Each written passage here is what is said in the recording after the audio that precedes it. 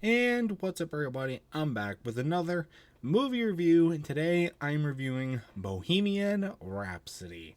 Not the song, the movie about the song. More so, a biopic about Queen, Freddie Mercury, but also, I guess, Queen as a whole.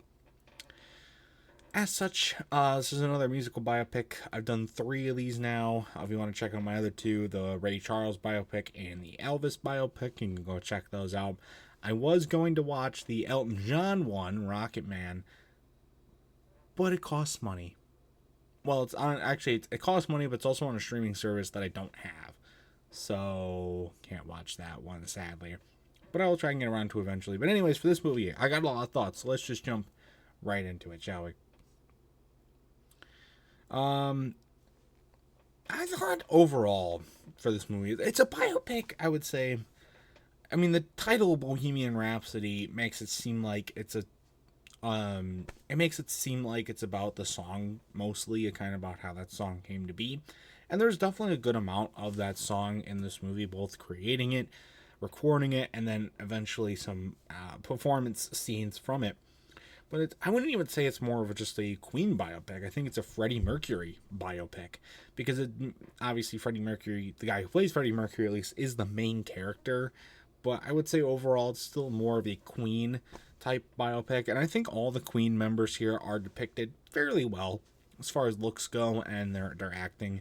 Obviously, putting Freddie Mercury front and center because he is the main character. It was pretty easy at some points to tell when it was the actual Freddie Mercury singing and when it was the actor. Which when I watched the Elvis biopic, I was very that one. It's very hard to distinct. So that's cool. So I thought that's good, and it's not so good in this one, but it still works in my opinion. It still sounds pretty accurate, and it still sounds good. So not a rip on that, but there is a difference. And even with Freddie Mercury, you got all the musical scenes and whatnot, but also kind of seeing his personal life and how, with all the stuff about him being gay and the stuff with the AIDS, how that was very interesting to kind of watch that because they worked it really well, like especially the stuff with him having AIDS. It's worked in really really well because it's very subtle, and you have to know that you kind of have to know going in that he had AIDS to understand kind of the when they kind of hint at it. Eventually, of course, you do get the diagnosis near the end of the movie and whatnot, and it's in the final credits. But but then kind of to rewatch it to understand it. But I knew that going in, and it was kind of interesting to see where they worked that in. And I think it was a very good job subtly working that in. It was good. And also the stuff with him being gay and whatnot. It was kind of weird at the beginning, like when he proposes to that girl and he's like, and then you're like, he was gay. But it is kind of interesting to see how he dealt with that during that time period.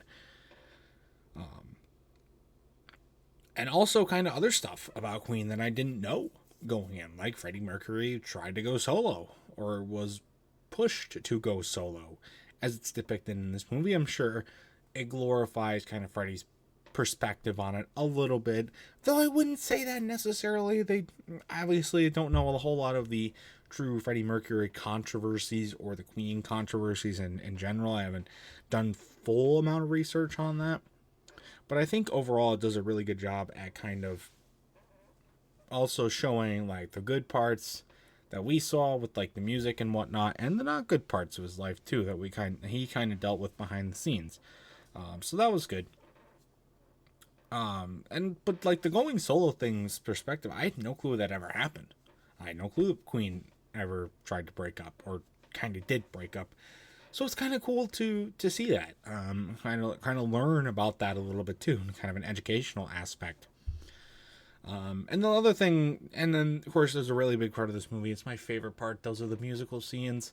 Some of my favorite scenes in the movie. Creating Bohemian Rhapsody, that was awesome. Creating We Will Rock You. That was a really good one too. And also like the concert scenes, especially the very end of the movie with the Live Aid concert that they did, and kind of leading up to that.